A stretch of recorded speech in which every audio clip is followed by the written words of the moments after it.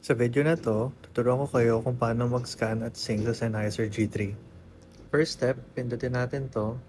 Punta tayo sa Easy Setup, tapos Mute RF for connected devices. I-mute nito yung output ng ating mga transmitter.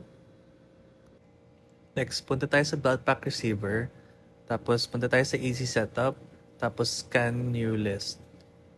Antayin niya lang kasi medyo matagal to.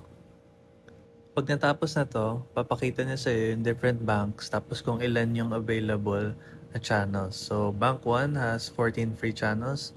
Tututok mo lang to dun sa transmitter tapos magkakaroon ng check dun sa tinutukan mo. Make sure to click the assign new frequency dun sa mga other connected na transmitter. Tapos, you're all set. Last step, we need to sync the belt pack to the transmitter. So, escape ka lang, tapos pindutin mo yung sync, tapos isync mo yung belt pack na gusto mong nakasync sa transmitter na yan.